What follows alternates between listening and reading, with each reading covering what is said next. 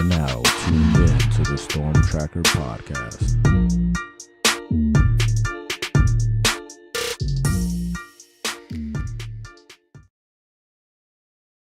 Welcome back, family, to the Storm Tracker podcast. Marcus Benjamin here, representing for CanesCounty.com, part of the Rivals.com network. Make sure you subscribe to the website, CanesCounty.com, for free.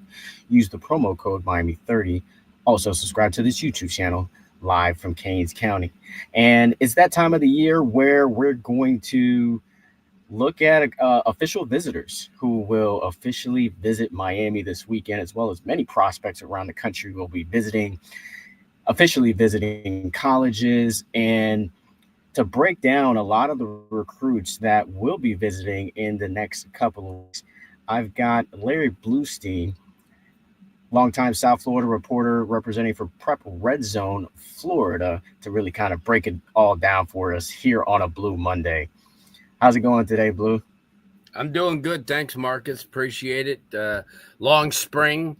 Just wrapped up. You and I took in the very last event of spring, Miami Central's intra-squad game, and had an opportunity to see what Coach Derek Gibson, the first-year head coach, is going to bring to the table. So, it's a lot of colleges had an opportunity. We were very fortunate to have gone throughout much of the state. Saw 38 different schools, north, south, and also central. So, and run into a lot of college coaches, who, told us, how difficult things have become with the portal, the NIL deals, the uncertainty of having kids for really more than 1 year. And, as well as I do, there's, just a few years ago, you could go into any office, whether it be Miami or USC or Oklahoma, and they'd have their big board of players that, that they wanted to have. And, it's been altered quite a bit, because now not only do you have to look for, future classes, but you have to kind of make sure that your own class is secure for the following year. You used to say, well, I have, Jimmy for 3 years. But not so much anymore. So it's made recruiting, hard in many ways. A lot of the college coaches will tell you, it's, they're trying to keep up with the changes, but it's never easy. But, and as well as I do, if you followed Miami, and you and I sit in the press box year after year after year, looking at a lot of this talent and saying, hey, listen, look at how much the roster's changed from last year. Look how much changed from last year. Look at how much changed from last year. And all of a sudden you're in a 3-year cycle of saying that. And, you look at Miami when this regime took over, and then look at what's left of that. It looks like an implosion. But that's what needed to be done, at all positions, even coaching. To get it to the point where it's at. And I'm sure if you ask Mario Cristobal right now, he's still nowhere near where he wants to be. Yeah, year after year, this roster has continued to evolve. I believe in the right direction. They're getting closer to their early 2000s Miami Hurricanes. I don't think they're quite there yet, but they are definitely well on their way, Blu. And yesterday, they added another commit to the 2026 class, Reese Woodrow, a talented kid from Orlando. I know you've been around the state. You probably saw him in person as well. What are your thoughts on Reese Woodrow and Miami adding him to the 2026 class? Yeah, well, that's somebody that's in our sweet spot, because he was at our Prep Red Zone camp in January. At Orlando Boone, where he's from, and Coach Andy Johnson and I were talking about him and, what type of future he has. And he thought he was really, really good. And Andy's been around for a long, long time. And I think he was really optimistic, obviously, because Andy's son is a quarterback. So he wanted to find someone that's going to be, kind of, watching out for his back. And this is a guy that is going to come in and he's going to learn a lot. I mean, he's got Mario Cristobal, as a head coach, who is hands-on, and you know that as far as the position coach. And then you have Alex Mirabal, who's highly regarded around the country. So somebody like Reese will come in, and he's going to learn technically, just like right now, Campbell is, and certainly Buchanan from Sanford Seminole, guys who just joined the program this year, in this class that's on campus now. He's going to go through that same thing when he gets on campus and be part of that learning. But yeah, he's a guy that he's like an open book, and I think he's physically somebody that Miami really, can benefit from.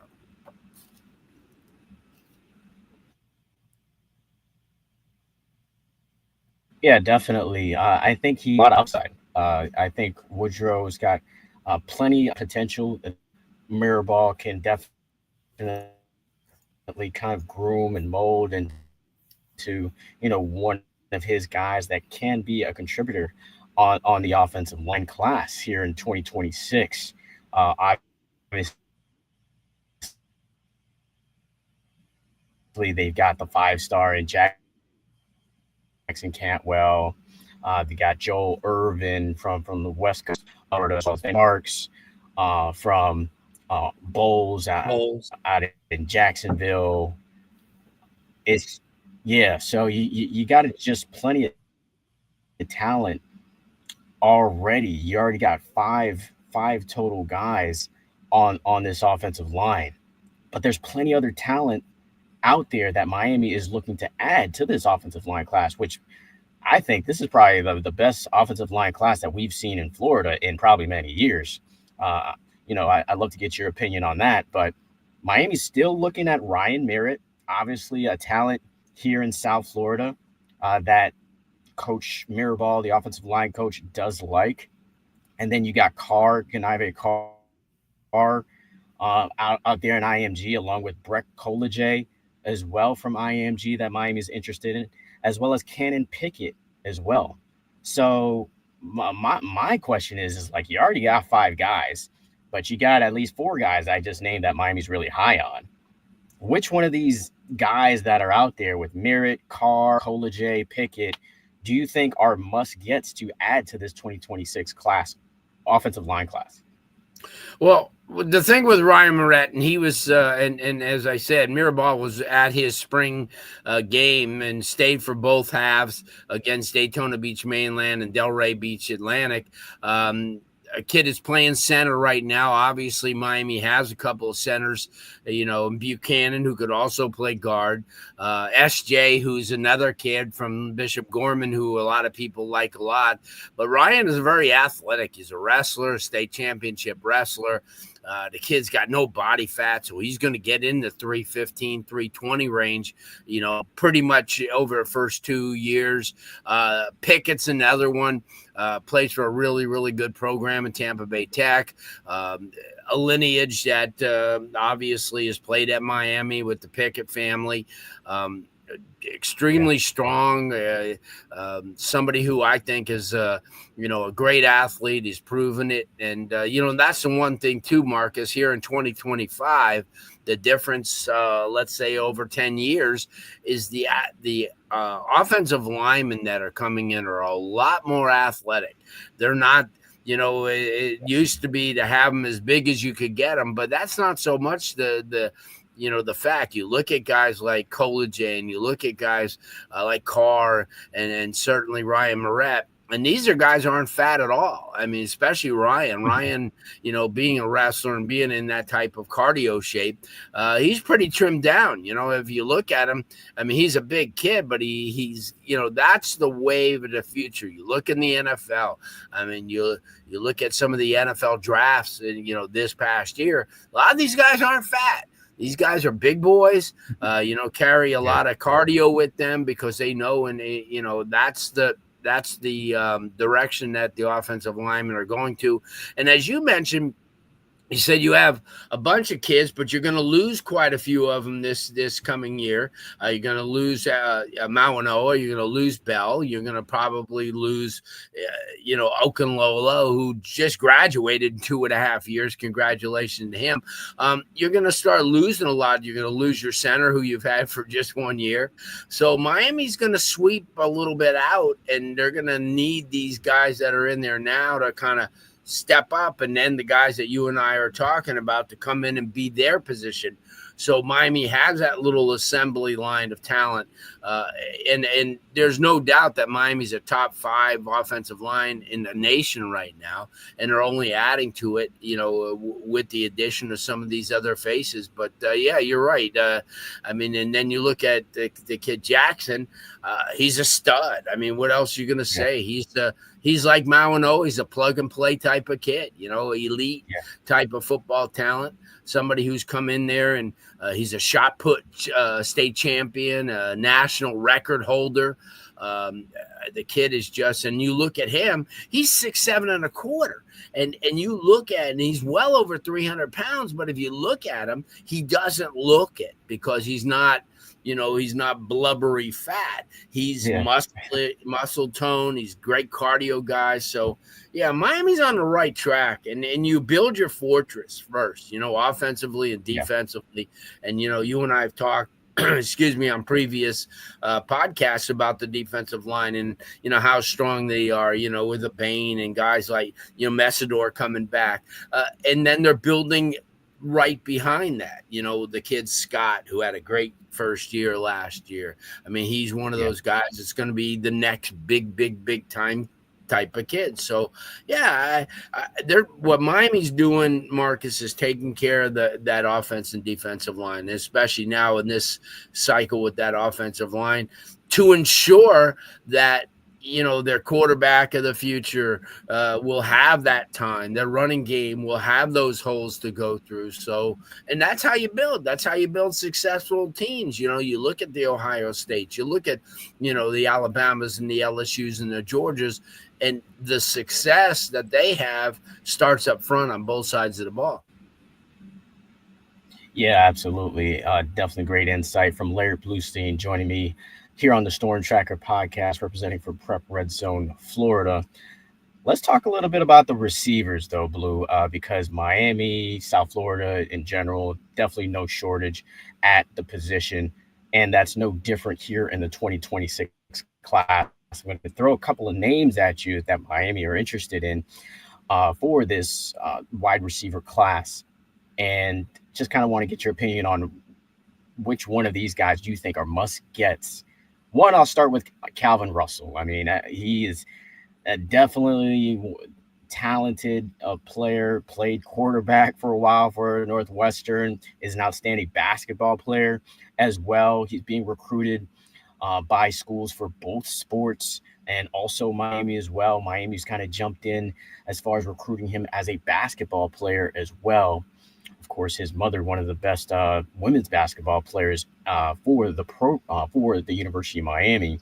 And then you got Xavier Restrepo 2.0 and Jason Lopez. This guy, super talented, maybe more talented than Xavier Restrepo was now in his high school career. And then you got Samarian Wingo out in St. Augustine, who was also really talented player. Coach Kevin Beard really high on him as well. Out of those three guys that I just kind of named here, which one do you think is really kind of a must get, or which one of these talents really kind of impresses you the most? Another good sweet spot question, because I saw all of them in the last 3 weeks. When I was up at St. Augustine and I got a chance to see St. Augustine and Turquoise Creek and some of the schools up in that area, Wingo's a beast. I mean, he's a great athlete. He's got great hands, runs tremendous patterns. He's a really good kid. I had, about a 10, 15-minute conversation with him, when he was cooling down on the outside. He's a guy that stretches the defenses a little bit. He's got some speed. He runs really good patterns. He gets wide open, and he's a bigger type of kid. He's a more physical type of kid. Let's go with Xavier Restrepo 2.0, J-Rock.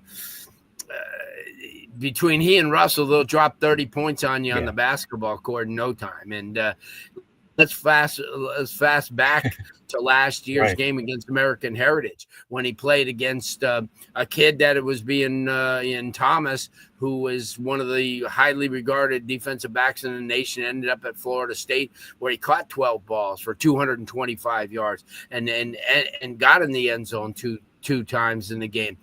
He's a guy, as you said, more athletic than Restrepo. He probably doesn't have to run the patterns that Restrepo does. He's a little bit quicker. The kid's he's one of the guys in street clothes that you will look at and you go, he looks like he's a science and good in science or good in math. Don't look at him and say, hey, wow, this guy's one of the – he's got great hands. He's a mismatch because he knows how to catch the ball. He goes up and catches that ball at the highest point. He'll abuse anybody. I don't care who they are. You could throw a 5-star cornerback or at him, and he'll end up winning the war because he's a great athlete, knows how to get open. He makes crazy-ass catches. I mean, he's he doesn't make – because of his basketball skills, he's used to using his hands. So, obviously, like Russell, who is 6'5", which is a little bit different, J-Rock's barely 5'10". But in his game is not predicated on how big he is. It's just how smart he is, and he knows how to get open. And I've watched him against everybody. Watched him against 4-star defensive backs, even on his own team last year. In practice. He's really one of those guys that I think that Miami should add. Yeah, you got a kid that just came in this cycle from American Heritage is going to be nuts as far as talent, but you always could use guys like, a Restrepo 2.0, because here's another thing about J-Rock. He can return punts, and that's a guy too, that you don't have to add an extra roster spot. And he knows how to return punts. He's not back there because he has good hands. When he gets the ball, he'll hit the seam. Let's talk about Russell. Russell's a special kid. I mean, what else are you going to say? When you're that big and you're that athletic to, as you said, be highly regarded as a basketball player. So much so that Coach Jay Lucas made sure that, he checked him out a little bit. And as a football player, I mean, as you mentioned, he's versatile enough to know the quarterback position. So he knows what the receiver's thinking at all times and the quarterback. So, yeah, he's like a pitcher that plays catcher. He knows everything about the positions, smart guy, athletic, good team-oriented player, works extremely hard. I mean, when you get a guy like that, I mean, he's got speed.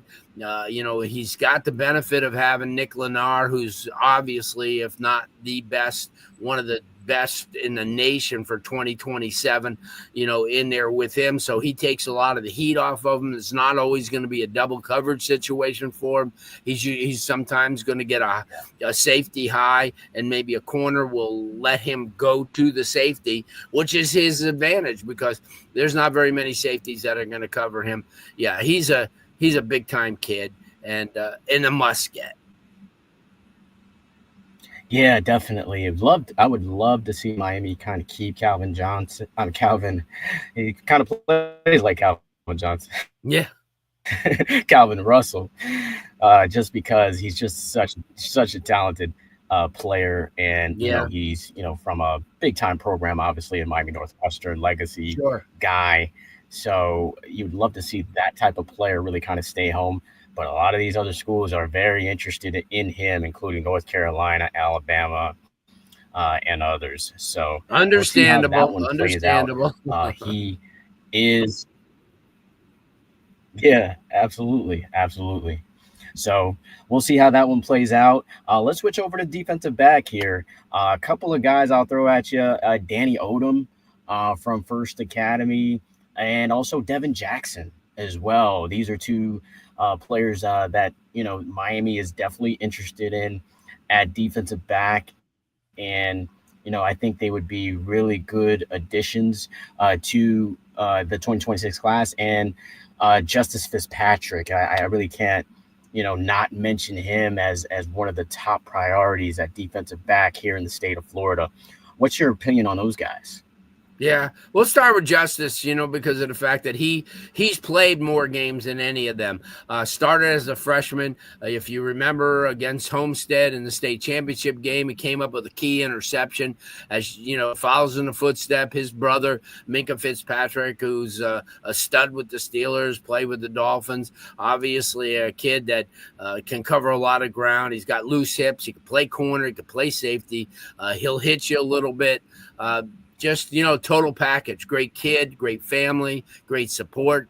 Comes from a tremendous program that, tests him every single day against some quality wide receivers that St. Thomas has had over the last couple of years. So he's kind of got that baptism under fire. And when you come from a program like that, much like Russell, I mean, you're going at it every day. You're not just going at it on Friday nights, when you have that much talent. So you kind of got to earn your stripes in practice before you get to do it, in game conditions. I think that in the kid Odom has great bloodlines. He comes from a football family. Another kid that's a difference maker. Great hips, tremendous ball skills. He's one of those guys that has an opportunity to be really special. And because he's a great football player, much like Jackson, who has learned this game from a young kid and has played against high level competition. And that's why when people talk about kids from around the country and, say, well, yeah, Texas or California, Ohio are better than Florida and blah, blah, blah.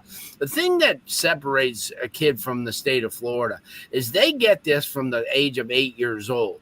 The youth programs in Florida are second to none. The only programs that are probably on level with them are the Dallas, area and also LA.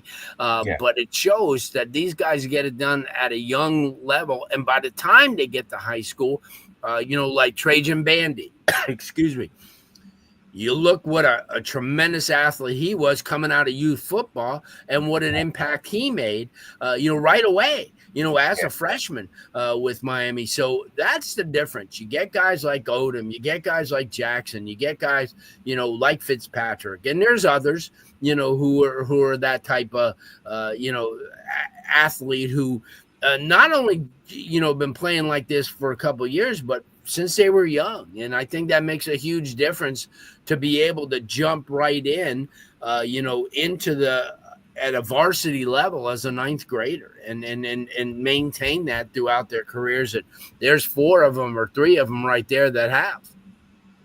Absolutely. Definitely talented young guys. Fitzpatrick, I got to see at St. Thomas's inter-squad game, and he also caught a touchdown as well. Yeah, so this guy is just that helps. A versatile player. A versatile player.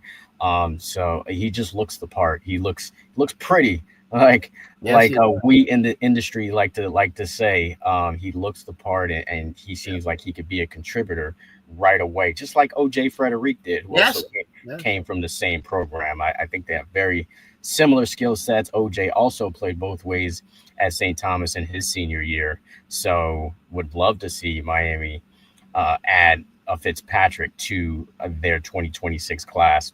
Lastly, we'll talk about a little defensive line. A couple of guys that I like are Ashari Charles. This kid out of Venice, I think, is really talented. Had this chance to see him at the Rivals camp a few weeks back, and he came away with one of the Golden Balls, the honorable mentions at the camp. So really like him. Want to get your take on him. Daniel Norman, I think, is a player that is kind of somewhat under the radar. He is scheduled to take an official visit with Miami this weekend. So I could see him, committing to Miami just because, hometown guy. And I think, it really kind of continues that pipeline from St. Thomas to Miami, as they have in recent years. And then the new transfer from the West Coast of Florida to Miami Northwestern, James Johnson. Another talented kid has been on the campus of the University of Miami in the spring. Had a chance to speak to him By the way, I did write a story on Daniel Norman. So check that out on canescounty.com. But Blue, those three guys, your opinion on Charles, Johnson, and Norman. Charles comes from a great program. Didn't play this spring. He in the spring game against Naples. Very talented kid, quick off the ball. Learned a lot, from that program, which has turned out some really, really good talent. Obviously, Miami has a kid, Brantley, now is playing in the defensive secondary, who went to Michigan State, but started out at Venice. Kid's a man child. He makes plays. He's got Venice. long arms, Yeah. gets off the ball really quick. I like him a lot. The kid Johnson from North Fort Myers, he's such a great athlete. I mean, he before he left North Fort Myers and came or is coming here, he took part in track. This kid's strong. He's athletic. He's quick off the ball. Everybody likes him. Talked to a lot of coaches from Michigan all the way to Alabama and Miami. What they like about him is the fact that he can dominate. He's strong up top, but he's also quick. He's an agile kid, 270-ish type of player. He's going to fit in really well with Miami, what Northwestern has on that line now, with probably one of the most heralded 2028 kids in Eli Rawls, who came over from Booker T. Washington.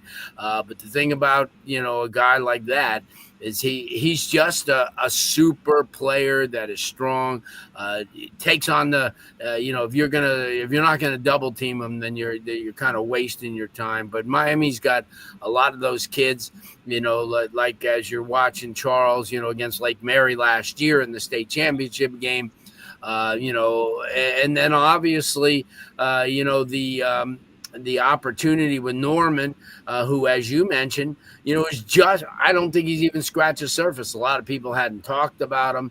He's a kid that, that they kind of slide in there, and then all of a sudden, like some of the other players on that team, like the Goodrich brothers. I mean, a lot of people didn't hear much of them, and then all of a sudden, one wins an MVP, at the Under Armour camp, and then the other one is, finishing, among top wrestlers in the state. So, yeah, those are good, really good guys. Miami needs physical kids, and as you mentioned, to get guys from the home area. And I think that this year, you look at a kid like Johnson, what a year he's going to have, lining up on perhaps, if not the best, one of the best teams in the country. Had an opportunity to watch them in the spring. They're absolutely insane how much talent that they have. So much so that Miami commit, and probably one of the more highly regarded linebackers in the country, and Campbell, who actually played in the Under Armour game this past year as a junior, is now playing on an outside linebacker D-end type of role for Northwestern. So some really good talent, and I think that if Johnson gets acclimated to be playing with Campbell, they come in together. That'd be a pretty good little group, to bring in, especially from the same team.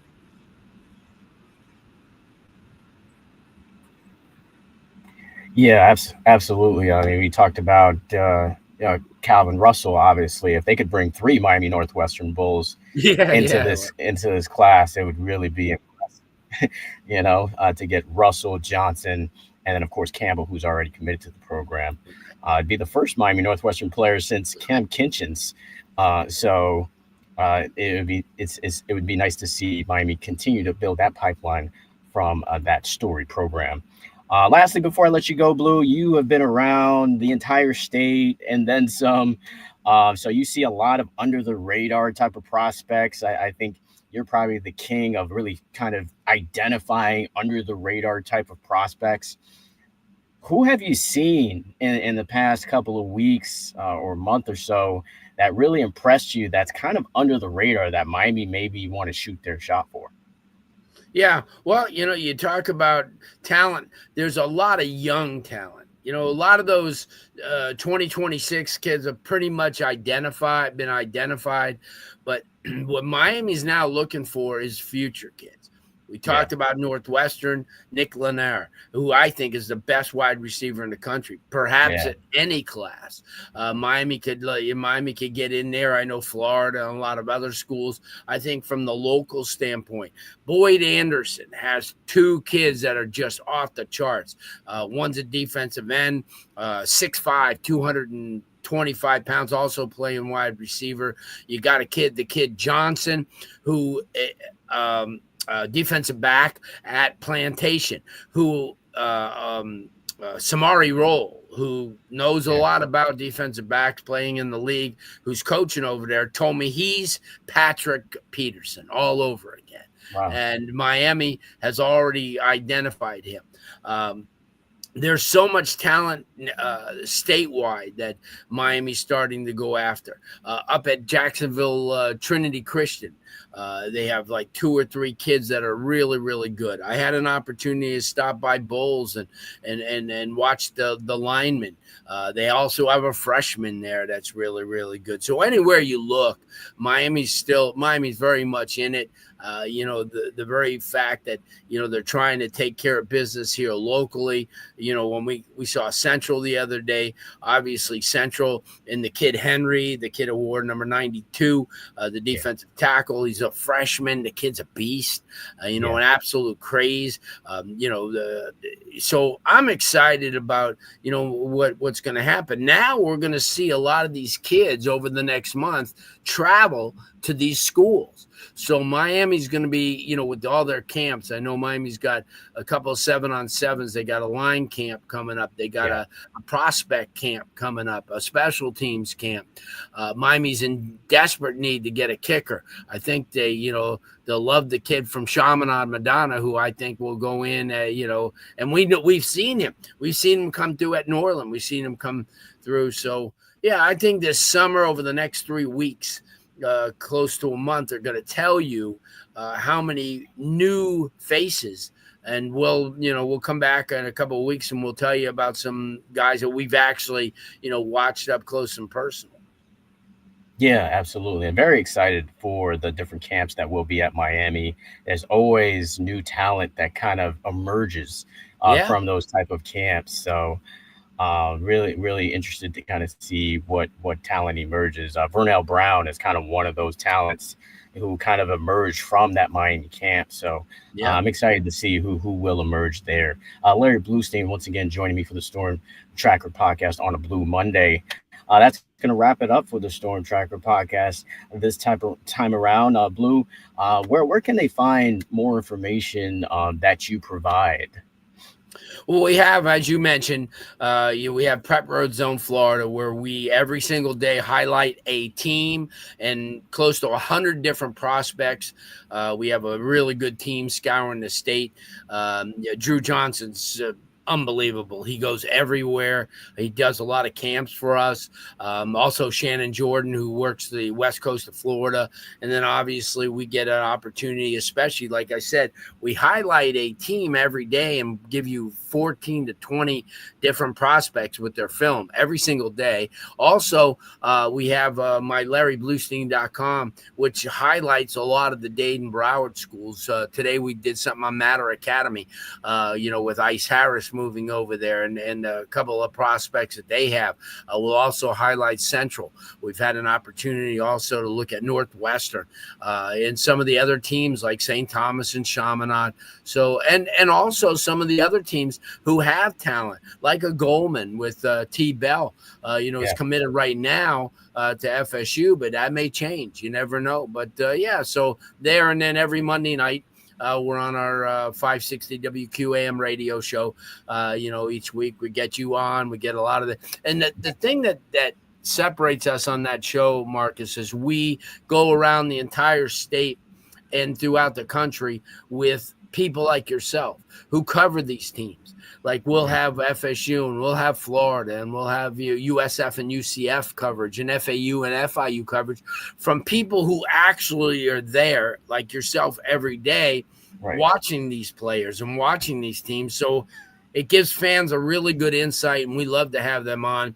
And our show coming up this week is going to spotlight baseball. We're going to take a look at, we had more baseball state champions from South Florida, Dayton, Broward than we've ever had before. 5 of the 8 teams, 5 of the 8 classifications won state championships in baseball. Last week we talked to Joey Wardlow, the head coach at St. Thomas Aquinas. And let me put in this. I don't think that if there hasn't been a long time since a high school in the state of Florida won 3 major sports like St. Thomas. They won baseball, they won basketball, and they won football. That doesn't happen very often. And then we also talked to Coach Fitz, who's the godfather at Douglas. They won 5 straight state titles. They won 2 national titles over the last 6 years. And they're putting big-time kids into major leagues. The kid Lizardo pitched for the Marlins for a couple years and now is with the Phillies. So we do that. We try to get the girls covered, too. We did the flag football.